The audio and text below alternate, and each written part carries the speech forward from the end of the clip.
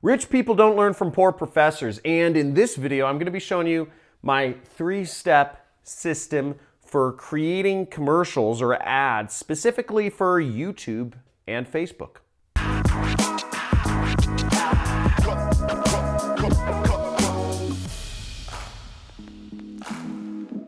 So here in my ski chalet, I'm going to show you my 3 steps to creating a commercial for YouTube or Facebook advertising specifically. Sorry, I'm making fun of Ty Lopez, but seriously, here's the 3 steps that I do to create ads for YouTube. I spend just hundreds of thousands and millions of dollars between YouTube and Facebook advertising my products and other people's products and services as an affiliate marketer. Now, the 3 steps are simple. It's HSE, and I'm going to be going through each of these. So first, you want a hook, okay? That's the first thing, a hook, or what's also known as a pattern interrupt. Now, when I started this video, what I said was, rich people don't learn from poor professors. That's kind of like, I don't know, it's kind of like a new statement. In one of my other ads, I said, Jesus won't teach you how to be rich. And you want to basically tie together 2 different things that don't normally go together to create a good hook. That's a pattern interrupt. It's like, what? You know, one thing I said to one of my friends, which like just caught his attention. You know, I was talking about my experience at Burning Man, and I said, oh yeah, you know, I went out one night and I could taste all the lights. You know, I was looking at this red light and it tasted like a strawberry. And he's like, what? You can't taste lights? And, you know, but that's like catches people's attention. Or another one would be, you know, why don't models date poor guys? In that case, it's something that you don't normally hear said because that violates social taboos to say something like that. Or I could say, you know, like, let me tell you how this beer made me a millionaire, and no, I don't own this beer. And, you know, I could turn that into a story about, you know, how I was at a bar and I met my mentor, getting me started in affiliate marketing and online business and all that stuff. So a hook is just something that is very different from the norm, okay?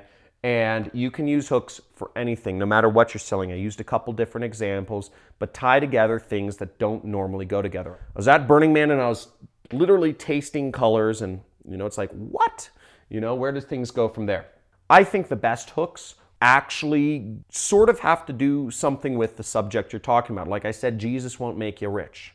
Right? I'm talking about money. Like that ad is meant to sell a training program of mine, which if you want to learn more about, there's a link in the description, or you could subscribe to my channel. But, you know, training program of mine that actually teaches people how to make money online. But most people don't tie together like religion and making money, or they don't say Jesus, you know, it's like, oh, don't use that name, you know, like, so that gets people's attention.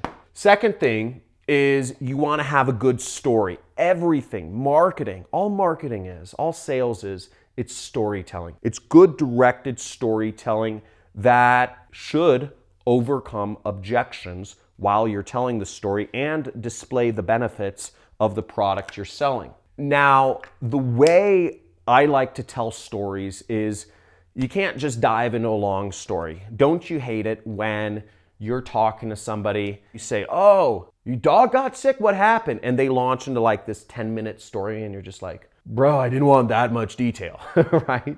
You know, it's like, okay, like you told me your dog was sick, give me like 2 more sentences, right? And you're like, well, you know, I thought he'd really like this garlic chicken I got from Zanku Chicken, you know, the Mediterranean chicken place, and I guess dogs can't eat garlic, so he just diarrheaed all over my kitchen. You're like, haha, like I got a little more detail. That's all I want to know. I don't want the 10-minute version. I just wanted the, you know, the 30 seconds longer version. Now, after those 2 sentences, if they were to say, he diarrheaed all over the kitchen, really? Like, what'd you do next?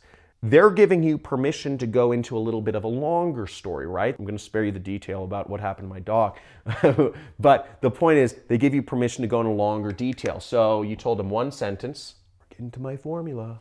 Told them 2 sentences, told them 4 sentences. And then what I like to do, let's say I tell the 4-sentence story, what you can do with a story, let's say that's about it, right?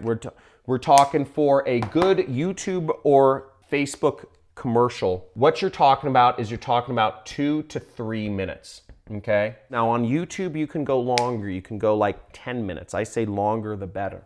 But 2 to 3 minutes is a good baseline, okay? Don't do it shorter, you're leaving money on the table. And I'll make up a story here, but basically my formula is tell them the story in 1 sentence, then tell them the story in 2 sentences, then tell them the story in 4 sentences, summarize the story in 2 sentences, and then summarize the story in 1 sentence, okay? With a call to action. And with both of these, you have what I call a CTA, meaning you're telling them what you want them to do. So let's make up a story here, okay? Let's make up an ad. Let's make up a story for selling you this marker. So I had the hardest time finding markers to do my training presentations on, but I came across this Magnum Sharpie I didn't know existed, and it has made people so much happier with my training presentations. It's awesome. Told you a story in 1 sentence. Let's go into the story in 2 sentences.